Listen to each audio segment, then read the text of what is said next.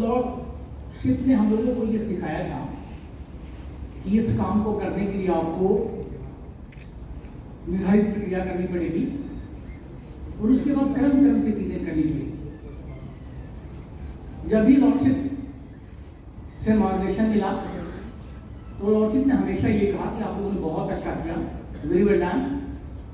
पर आखिर में वो हमेशा ये कहते रहे कि अभी और किए जाने की अपार संभावना है और इसलिए इस रिकॉर्ड कायम करने के बाद नए रिकॉर्ड की ओर हमें जाना है और नई उपलब्धियां हासिल करनी, नए एंगल से चीजों को देखना है और लोगों का पार्टिसिपेशन और बढ़ाना है। इसलिए आखिर कभी ये कहा नहीं जा सकता कि कोई पीक आखिरी पीक है।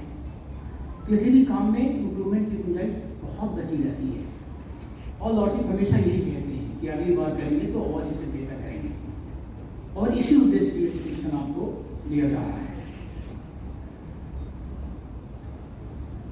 इस प्रशिक्षण में मेरी ओर से मुझे कुछ बातें आप लोगों से अनुरोध के रूप में प्रस्तुत करनी है। एक तो ये कि अभी जो पिछले हमारे कार्यक्रम हुए, पिछले हमारे जो समाधान आपके द्वार के कार्य हुए, उसमें धीरे धीरे करके जिन विभागों में पहले कम आउटपुट मिलता था उसमें भी बहुत आउटपुट मिलने लगा है। अभी लॉर्डशिप बता रहे थे हम लोगों को कि शुरू के दिनों में ऊर्जा विभाग से कम हमको रिजल्ट मिलते थे, पर अब धीरे धीरे करके ऊर्जा विभाग का बहुत बड़ा पार्टिसिपेशन मिल रहा है। पिछली बार लॉर्डशिप ने नगरीय प्रशासन विभाग को भी जोड़ा और बड़ी खुशी की बात है कि नगरीय प्रशासन विभाग ने भी बहुत अच्छा परफॉर्मेंस दिया। हाँ, एक चीज़ ज़रूर है कि शायद फॉरेस्ट महकमे में परिवर्तन बहुत हुआ है।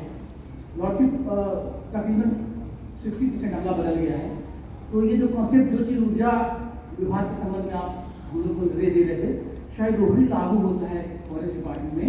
अभी उसमें बहुत सारा पोटेंशियल बचा है और ये जो काम हम लोगों ने किया उसमें प्री लिटिगेशन वाले बहुत काम किए हैं, ये सोच करके कि प्री लिटिगेशन ही आखिरी में बहुत बड़े विवादों का जन्म देगा।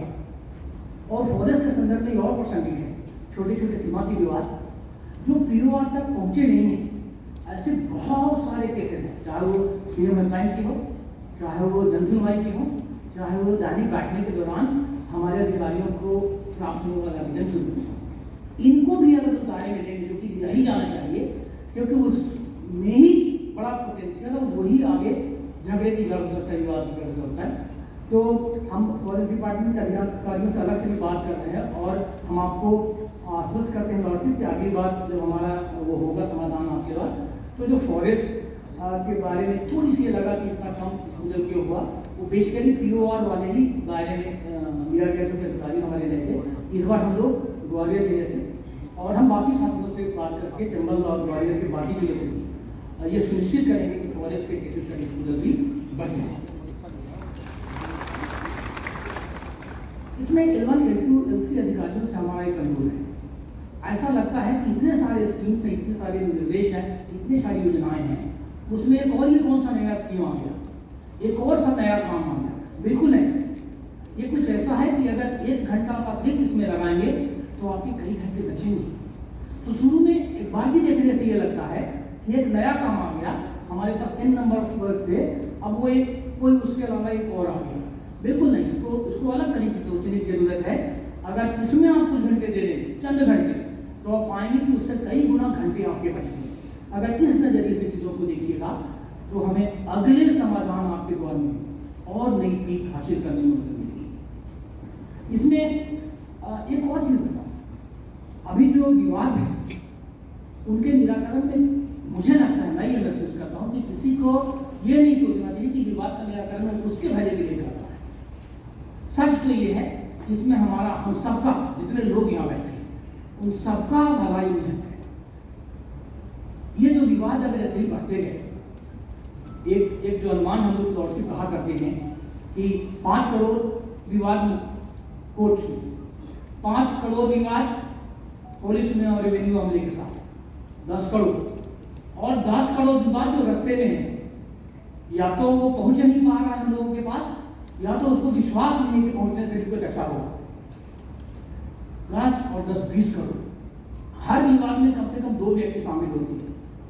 40 करोड़, हर 40 करोड़ लोगों के पीछे कम से कम एक तो खड़े हैं।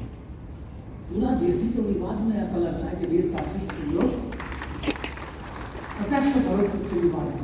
और ये अगर निपटे नहीं,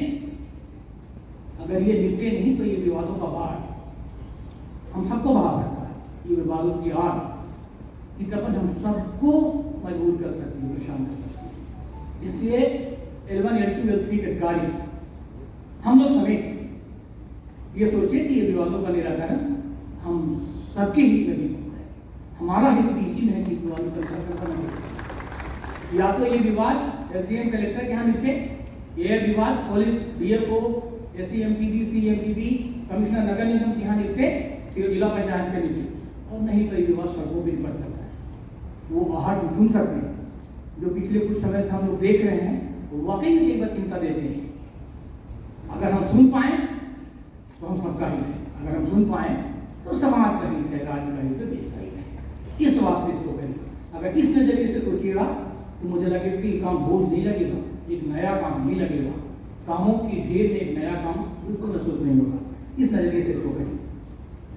एक बात और कहूँगा, ये एकमात्र तरीका है जिसमें दो विरोधी रहे लोग दोनों जीतते हैं। कोर्ट कचहरी और राजस्व के सामने, पुलिस के सामने, बाकी सबके सामने विवादों में दोनों ही तो हारते हैं। कोई यहाँ से हारता है, कोई वहाँ से हारता है, कोई लोअर कोर्ट से हारता है, फिर कोई ऊपर जाकर के हारता है, पर हारते दोनों ही हैं। और फिर हारती है उनकी समय, हारती है उनकी जिंदगी, हार जाता है उनका संपत्ति, हार जाता है उनका। अगर भीड़ नहीं होनी है, अगर दोनों ही पक्ष को जीतना है, तो समाधान आपके द्वार के अलावा कोई रास्ता है नहीं। अभी आपको इस फोटो वीडियो दिखाए जाएंगे तो आप एहसास करेंगे किसी मुकदमे के फैसले के बाद ऐसी किसी देखी नहीं होगी दोनों पक्ष में। ऐसा गला मिलकर रोते, माला पहनाते, मिठाई बांटते कभी देखा ना होगा। अगर ये आपको प्रभावित करता है, जो आगे हम फोटो वीडियो दिखाएंगे, जो सफलता की कहानियां दिखाएंगे, तो हमारा अनुरोध है इस काम को पूर्ण मत समझो, इस काम को कोई नया काम मत समझो। ये काम आपके लिए, ये काम आपका संरक्षण, ये आपका काम व्यवस्थित करने के लिए। प्रश्न एक है कि हमें करना क्या है। चीजों को व्यवस्थित करने की जरूरत है। ये एडमिनिस्ट्रेटिव प्रॉब्लम्स में अक्सर कहा जाता है कि हम परेशान इसलिए नहीं हैं कि हम बहुत व्यस्त हैं, शायद हम परेशान इसलिए हैं कि हम बहुत अस्त व्यस्त हैं। चीज़ों को व्यवस्थित करने की कोशिश करिए। जब भी लॉर्डशिप के साथ हम लोगों की मार्गदर्शन के सेशंस होते हैं, तो उन्होंने बड़ा स्ट्रेस किया है इस काम को करने का। वही तरीका मैं रिपीट कर रहा हूँ प्रशिक्षण के रूप में। उन्होंने हम लोग को कहा था कि पहले प्रशिक्षण करिए, फिर चिन्हांकन करिए, प्रॉब्लम्स को आइडेंटिफाई करिए और उसको पंजीयन करिए।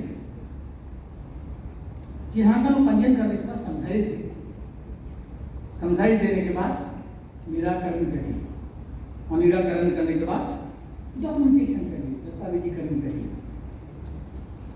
जो सफलता की कहानियां हैं, जो गुड प्रैक्टिसेस हैं, उसका प्रचार प्रसार करिए ताकि बाकी लोग मोटिवेट हों।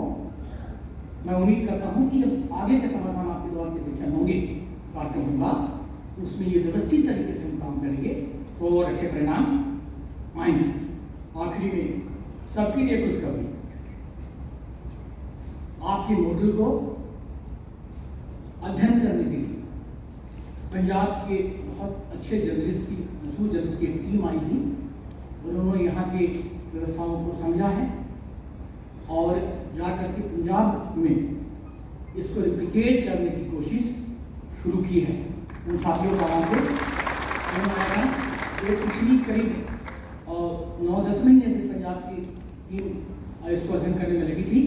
5-6 महीने पहले हुई, 4-5 दिन उन्होंने अलग बताया, और अभी कुछ दिन पहले उनका फोन आया था कि आप लोगों ने इस वाले